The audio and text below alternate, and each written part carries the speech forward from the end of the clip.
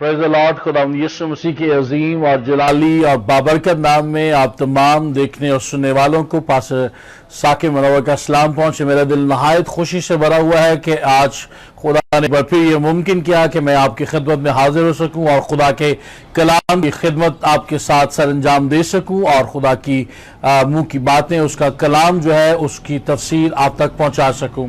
मैं इस बात का आगाज में जरूर इकरार किया चाहता हूं कि मैं क्या और मेरी बसात क्या कि मैं खुदा के कलाम का कोई नुक्ता या शोशा अपनी मर्जी से या अपनी काबिलियत की बिना पर बयान कर सकूं, जब तक खुद खुदा का रूह मुझे ये तनवीर ना बख्शे, जब तक खुद खुदा का पाक रूह मुझे अपने हाथ और अपने तसल्लुत में ना ले, मैं बेकार और बेमायनी हूं। मेरा इल्म, मेरा तजुर्बा, मेरी काबिलियत सब कुछ बेकार और बेमायनी है।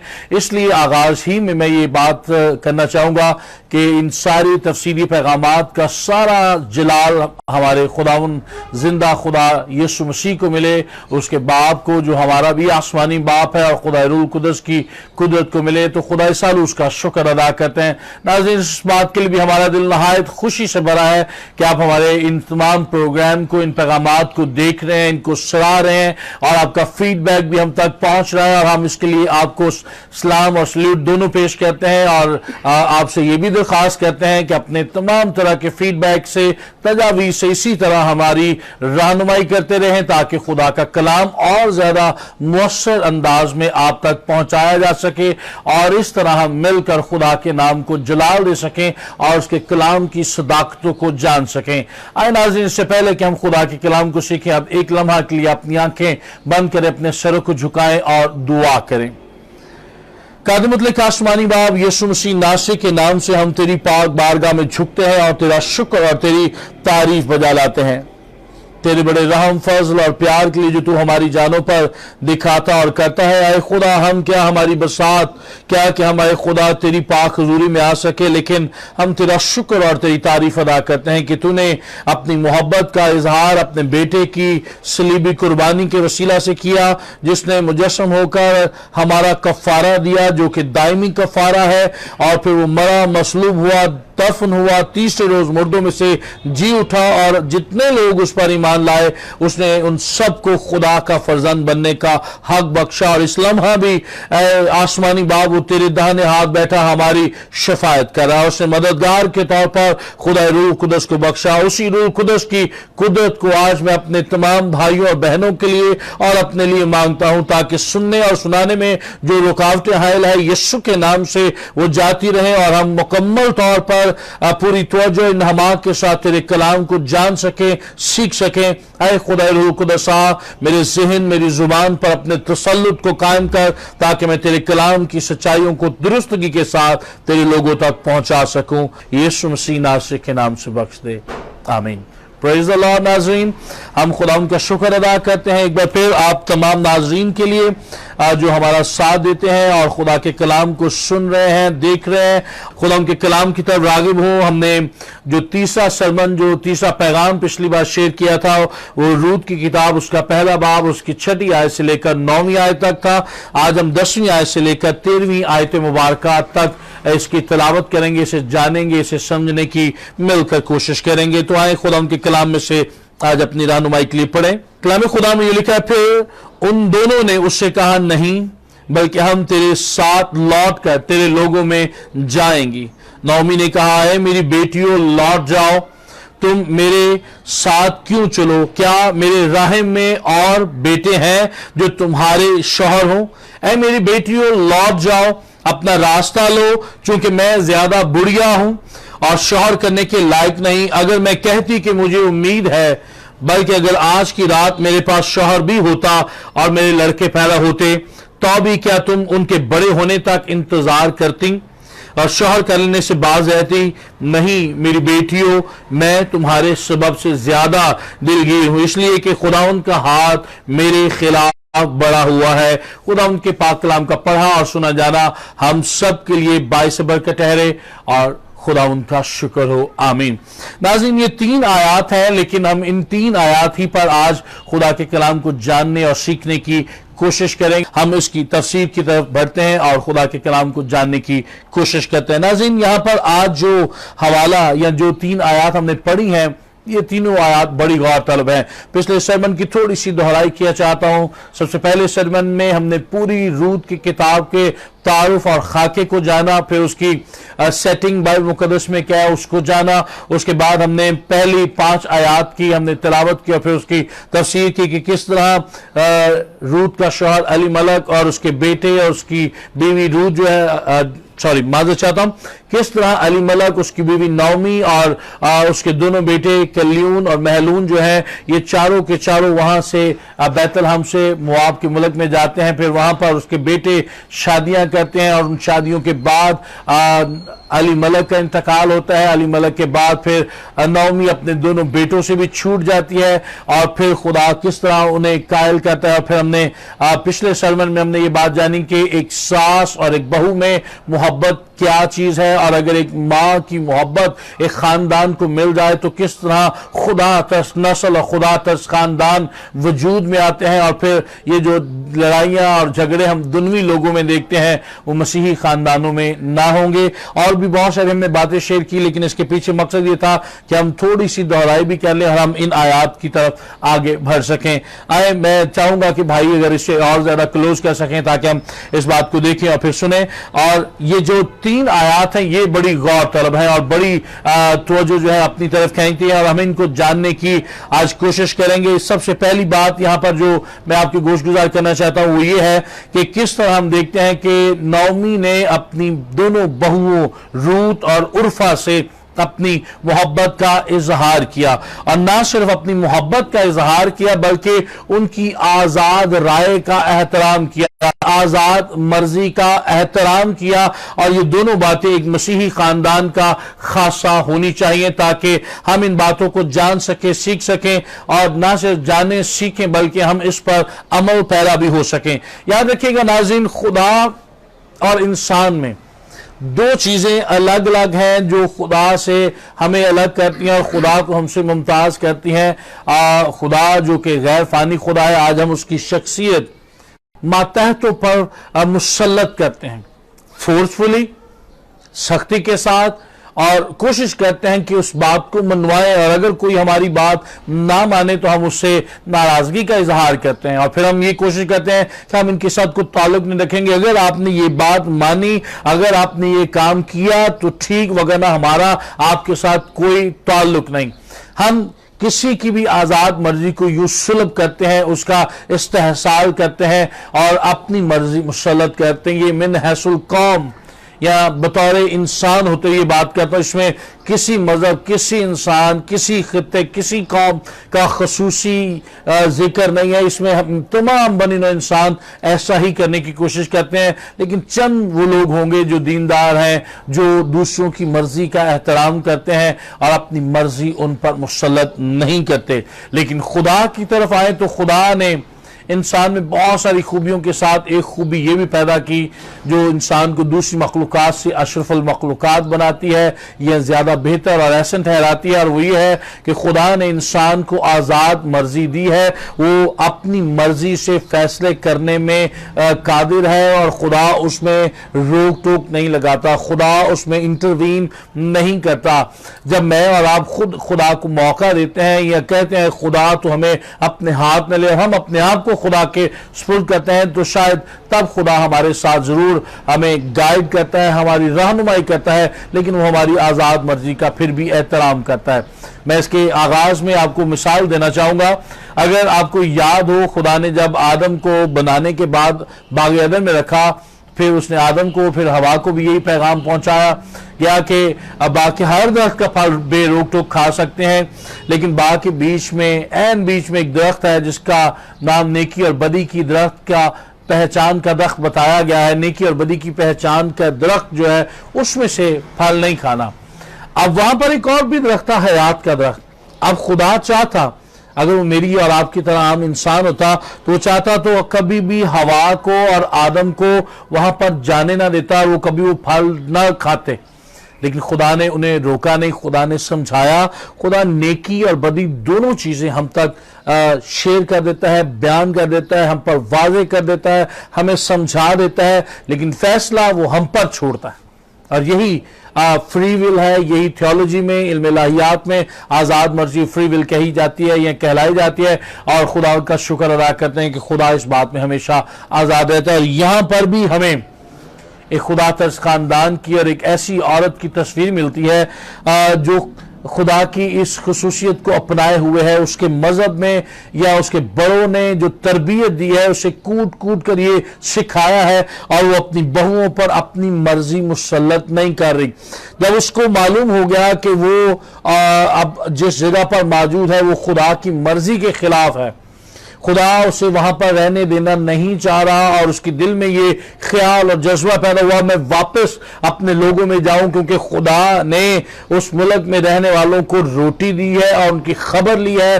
God has visited them and provided them because God is the only provider। सिर्फ खुदा ही है जो हमारा वाहिद राज़िक है, जो हमारा परवरदिगार है, और जो अपनी मुट्ठी खोलता है और तमाम जानदारों को शेर और आसूदा करता है।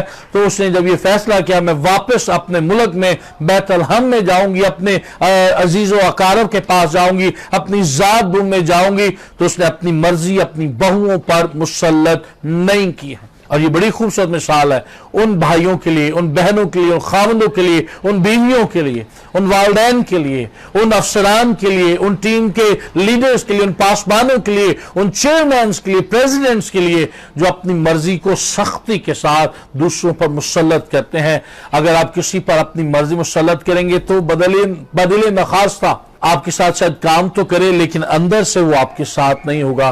क्या ही भला हो कि हम जिनके साथ काम करते हैं, हम जिनके साथ रिश्तों में बने हुए हैं, हम जिनके साथ जिंदगी गुजारते हैं, हम उनकी आज़ाद राय का एहतराम भी करें और उनकी मर्जी के मुताबिक, उनके दिल की आरा के मुताबिक हम एक दूसरे के लिए ऐसा माहौल फ्राहम करें कि वो अपनी आज़ाद मर्जी के साथ हमारे साथ चलने के लिए तैयार हो। और जब ऐसे फैसले होंगे तो यकीन जानिए घरों से लड़ाई और झगड़े जाते रहेंगे, अज़वाज भी खुशहाल हो जाएंगे, खुदा तरस खानदान, खुदा तरस नस्लें जो हैं वो वजूद में आएंगी, और फिर हम अपने घरों में खुदा को जलाल पाते देखेंगे, हमारे घरों में इत्मीनान और तसल्ली होगा। यहाँ पर भी उसने ऐसा ही किया। नौमी ने अपनी दोनों बहुओं से, रूत और उर्फा से कहा कि मेरी बेटियों मैं जा रही हूँ और तुम भी अब अपने अपने घरों में, अपनी माँ के घरों में लौट जाओ। लेकिन उन्होंने कहा नहीं। नौमी ने कहा मेरी बेटी लौट जाओ, तुम मेरे साथ साथ क्यों चलो, क्या मेरे राह में और भी बेटे हैं? तो उन्होंने इनकार किया। यहां पर मैं एक खास बात और भी आपके साथ गोशगुजार करना चाहता हूं। हकीकी मसीही मोहब्बत भी हमें यहां पर नजर आती है। हकीकी मसीही मोहब्बत हमें अपनी जात के खौल से बाहर निकलकर दूसरों के अहवाल पर नजर करना सिखाती है। और हकीकी मोहब्बत में खुद गर्जी की गुंजाइश नहीं है। वो जानती है कि मैं तो यहां से चली जाऊंगी, लेकिन कहीं मेरी वजह से इनका मुस्तकबिल खराब ना हो जाए। ये बेवाएं तो हैं लेकिन ये जवान हैं, ये वापस अपनी जात में लौटेंगी, अपने मुल्क में अपने मां के या बाप के घर में लौटेंगी तो ये दोबारा से शादी कर सकती हैं, ये दोबारा से अपना मुस्तकबिल जो है उसे माली तौर पर, खानदानी तौर पर, समाजी तौर पर मुस्तहकम कर सकती हैं। इसलिए वो अपनी जात के खौल से निकलकर उनकी भलाई, उनकी खैर की दरियाफ्त कर रही है या उनकी खैरियत चाहती है। तो मैं आपको बताना चाहूंगा मोहब्बत क्या है। मोहब्बत के लिए 4 अल्फाज जो हैं वो मैं आपकी गोशगुजार करना चाहूंगा और इससे हम मोहब्बत को और ज्यादा करीब से जान सकेंगे। नाज़रीन, नए आना में मोहब्बत के लिए ज्यादातर यूनानी जुबान का लफ्ज अगापे इस्तेमाल हुआ है, यानी अपने आप को निसार करने वाली बेगर्ज मोहब्बत। इसे पेदराना मोहब्बत भी कहा जाता है, बेलौस मोहब्बत भी कहा जाता है। वो मोहब्बत जो यीशु मसीह ने अपने लोगों पर की, वो मोहब्बत जो खुदा ताला ने अपने लोगों पर की। दुनिया से खुदा ने ऐसी मोहब्बत रखी कि उसने अपना इकलौता बेटा बख्श दिया। इसे उलमा इकराम कहते हैं, ये अगापे मोहब्बत है। दूसरी 2 और अल्फाज है जिनका तर्जुमा अक्सर मोहब्बत में किया जाता है या मोहब्बत के साथ किया जाता है। इनमें से एक लफ्ज है एरोस, और ये एरोस ऐसी मोहब्बत है जो शहवानी ख्वाहिश पर मबनी होती है। ये इस्लाह नए आहनामे में कहीं भी इस्तेमाल नहीं हुई। दूसरा लफ्ज है फिलियो, कुछ इसे फिलियो भी बोलते हैं, फिलियो, जिसका मतलब है दोस्ती या खानदानी उल्फत। और ये मत्ती की इंजील 10वें बाब की 37वीं आयत में इसका जिक्र में मिलता है। या अच्छी शोहरत या नेक नामी चाहना भी इसका एक मतलब है, और इसके लिए मत्ती 6 बाब की 5वीं आयत देख सकते हैं, लूका की इंजील 20वें बाब की 46वीं आयत देख सकते हैं। मगर पुराने और नए अहदनामे दोनों में जो मोहब्बत खुदा चाहता है कि मेरे लोग वो रखें, वो है बेलौस मोहब्बत, जो आगे बढ़कर दूसरों की भी बल्कि दुश्मनों की भी मदद करती और उन्हें अपने गले लगाती है। यही है जो खुदा ने मसीह में होकर इंसान के साथ किया और उसके लोगों को भी दुनिया में करना चाहिए। चौथी मोहब्बत का जो जिक्र है वो है सितौरगे, यह है खानदानी या बरादरी की मोहब्बत। तो नाज़रीन, यहां पर इन चारों मोहब्बत के अल्फाज जो दुनिया में या यूनानी जुबान में इस्तेमाल होते हैं वो मैंने आपके गोश गुजार किए, लेकिन यहां पर जो हमें मोहब्बत नजर आती है वो भी बेलौस है, बेगर्ज मोहब्बत है। और ये मोहब्बत ऐसी है जिसमें वो अपनी जात की परवाह किए बगैर अपनी बेटियों, अपनी बहुओं के अच्छे मुस्तकबिल की नेक ख्वाहिशात पर अपनी मोहब्बत का इजहार हमें नौमी की जिंदगी में मिलता है। अगरचे रूत की सारी रुदात, सारा वाकया यीशु मसीह की पैदाइश से कई 100 साल पहले मंजर आम पर आया, लेकिन हैरत अंगेज तौर पर इसके जितने भी किरदार है, खास तौर पर नौमी और रूत, उनमें हमें मसीही ईमान और मसीही तर्ज जिंदगी का जो हुस्न सलूक है या नमूना जो है वो हमें नजर आता है। और यहां पर रूत और उर्फा ने, गौर कीजिएगा, महज रोने पर इक्तफा नहीं किया, बल्कि उन्होंने नौमी के हुक्म के बावजूद वापस मुआब जाने से इनकार कर दिया। इनके दिल में अपनी बेवगी के लिए नहीं बल्कि अपनी बूढ़ी और बेसहारा सास के लिए तरस था, वो उसे अकेला नहीं छोड़ना चाहती थी। दूसरी तरफ नौमी ने उनका इनकार सुनकर फिर उनके साथ दिलायल से बात की है। मैं यहां पर एक बड़ी खास बात आपके साथ शेयर करना चाहूंगा।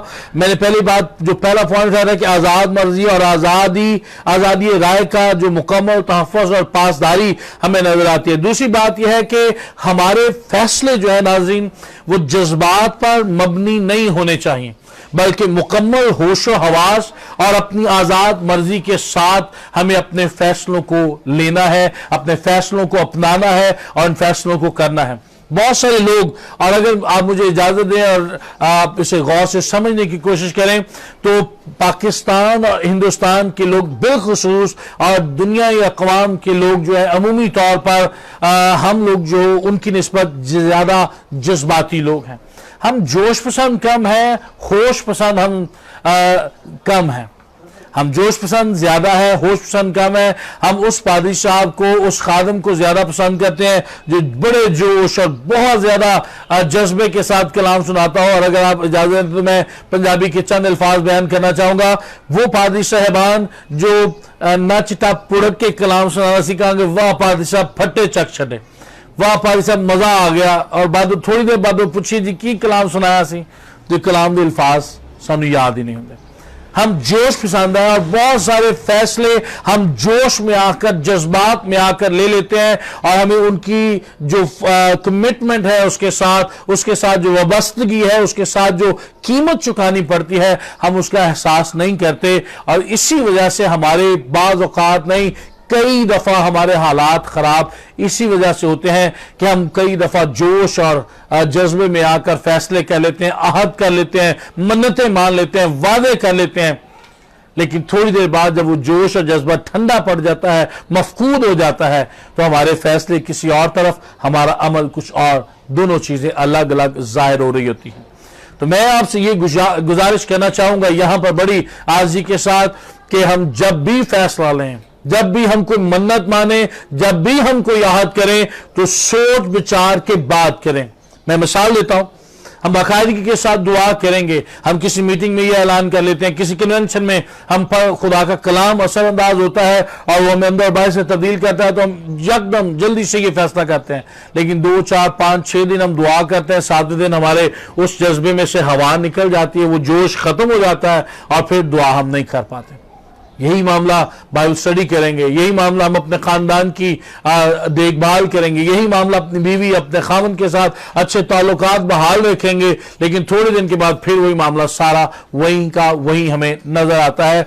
तो मैं आपसे ये बात कहना चाहता हूं, अभी हम इस बात को और भी जानने और सीखने की कोशिश करेंगे कि जब भी हम कोई फैसला करें, हम जज्बात के बहाव में बहकर ना करें, बल्कि हम बड़ी तसल्ली बड़े इत्मीनान के साथ करें। हम सिर्फ गुफ्तार के गाजी ना हो, बल्कि अमाल और किरदार के भी गाजी हों।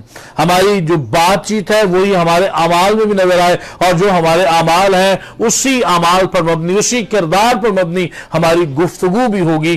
तो यकीन जानिएगा हम भी बरकत पाएंगे, और हमारे सुनने और देखने वाले हमारे खानदान भी बरकत पाएंगे, और यूं खुदा के नाम को इज्जत और जलाल मिलता चला जाएगा।